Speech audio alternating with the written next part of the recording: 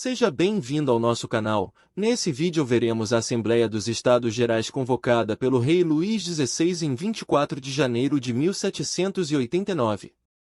Luís XVI convocou a Assembleia dos Estados Gerais, através de um edito real, em 24 de janeiro de 1789.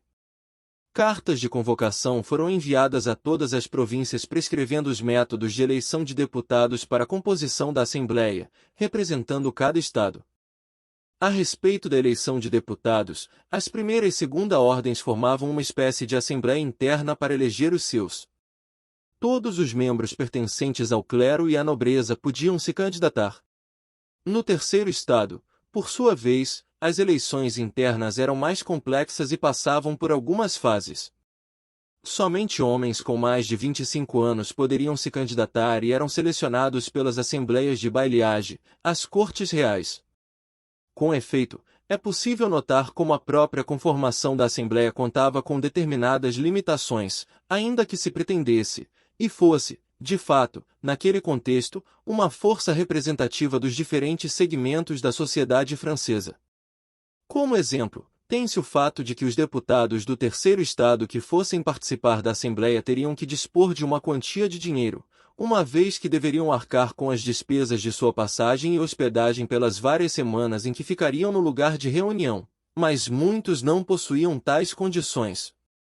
Nesse sentido, faz-se importante ressaltar que não havia completa unidade entre os membros do terceiro estado, tendo em vista a sua diversidade, sendo composto por camponeses, artesãos e burgueses, e as formas distintas pelas quais esses diferentes grupos eram afetados pelo regime senhorial no campo e pelas instituições de antigo regime. Sendo assim, havia uma tendência de oposição hierárquica interna, pobres e ricos, consumidores e produtores. Entretanto, a oposição contra o privilégio aristocrático era um forte fator unificador. A respeito dos resultados das eleições dos deputados, ao todo foram 1.145, sendo 270 deputados da nobreza, 291 do clero e 584 do terceiro estado. Dentre os representantes do primeiro estado, mais de 3/4 eram párocos, e o segundo estado foi representado por nobres divididos, dos quais 40% queriam o voto por ordem e, alguns, por cabeça. O terceiro estado, por sua vez, foi representado por advogados burgueses que compunham 2/3 dos deputados eleitos. Quando a Assembleia foi convocada, cada ordem da sociedade detinha reivindicações e soluções próprias. A coroa esperava uma solução técnica para o problema fiscal, enquanto a nobreza desejava o respaldo no seu embate contra o poder monárquico. O terceiro estado, por sua vez, buscava a diminuição dos pagamentos de tributos feudais, pois a aristocracia rural havia aumentado suas demandas sobre o campesinato, exigindo porcentagens maiores dos produtos agrícolas, acarretando em uma forte miséria no campo.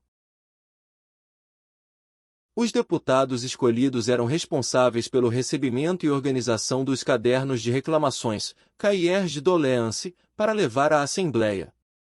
Dentre as queixas recolhidas, havia reclamações sobre o funcionamento da administração pública e de várias instituições sociais, bem como reivindicações específicas que necessitavam ser discutidas na Assembleia.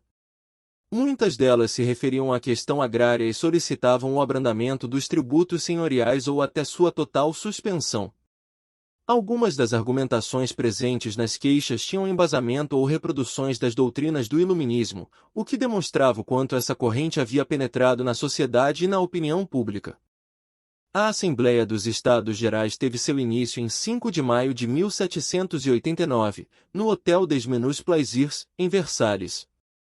Havia um incômodo entre os membros do terceiro estado, que exigiam reuniões conjuntas em uma plenária, e as outras duas ordens, que preferiam manter os moldes antigos da Assembleia, reunindo-se separadamente.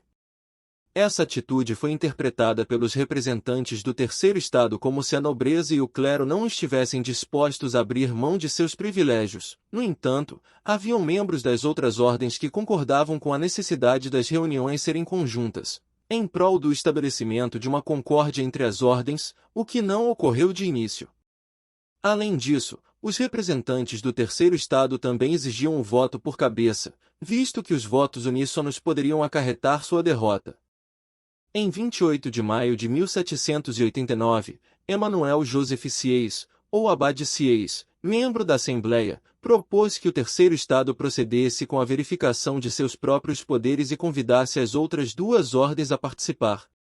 Abade Sieyès ganhou notoriedade com o seu texto político O que é o Terceiro Estado?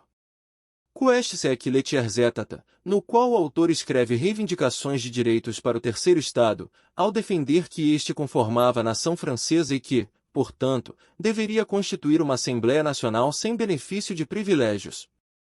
No dia 13 de junho, ocorreu a primeira ruptura dos Estados, na qual alguns sacerdotes paroquiais se uniram ao terceiro Estado. Em 17 de junho, o terceiro Estado aprovou que se constituiria em Assembleia Nacional, declarando-se uma representação não mais dos Estados e sim do povo. A partir disso, o terceiro Estado deixa de ser um órgão consultivo, tornando-se deliberativo para a formação de políticas. Alguns autores consideram essa declaração um dos pontos iniciais da Revolução Francesa. Entretanto, a declaração nada dizia a respeito da abolição ou fusão das ordens, apenas convidava os representantes das demais ordens a se unirem à Assembleia Nacional. Em 19 de junho, alguns membros do clero decidiram se juntar à Assembleia Nacional, um momento considerado significativo. Luís XVI tentou intervir na reorganização dos Estados Gerais, tentando anular os decretos e ordenar a separação da Assembleia Nacional, restituindo os Estados Gerais. Em meio a esse processo, o rei também buscou negociar com os representantes das outras ordens que eram contrários à Assembleia Nacional, mas não obteve sucesso. Com o passar dos dias, a Assembleia Nacional foi ganhando mais adeptos. No dia 20 de junho, o rei acabou ordenando o fechamento da Salle des Etats, espaço onde ocorriam as reuniões da Assembleia dos Estados Gerais. Ao se depararem com as portas fechadas, os membros da Assembleia Nacional se reuniram num campo de tênis próximo ao lugar e fizeram ali o juramento do jogo da pela, prometendo que somente haveria uma separação da Assembleia após a votação de uma Constituição para a França. A Assembleia Nacional tinha forte apoio popular e aos poucos foi conseguindo apoio de membros das outras ordens. Durante a Assembleia dos Estados Gerais, o rei decretou a liberdade de imprensa na França, o que permitiu a circulação de opiniões e ideias sobre a situação do país e os direitos do terceiro Estado. A liberdade de imprensa foi um fator importante para estimular o debate público e a mobilização popular que culminaram na Revolução Francesa. A Assembleia dos Estados Gerais de 1789 foi um evento histórico que marcou o início da Revolução Francesa. Nessa Assembleia, representantes das três ordens sociais da França, clero, nobreza e povo, se reuniram para discutir as reformas políticas e econômicas necessárias para enfrentar a crise do antigo regime. No entanto, os interesses do terceiro Estado, que formava a maioria da população e pagava a maior parte dos impostos, eram contrariados pelos privilégios do primeiro e do segundo Estado, que tinham mais poder de voto. Diante desse impasse, os representantes do terceiro Estado se declararam como Assembleia Nacional Constituinte e juraram não se separar até elaborar uma Constituição para a França.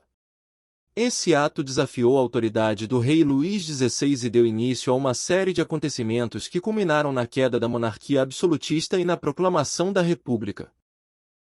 No próximo vídeo veremos a Assembleia Nacional de 1789 e a queda da Bastilha. Deem um like e se inscrevam em nosso canal. Vídeos novos todos os sábados às 15 horas.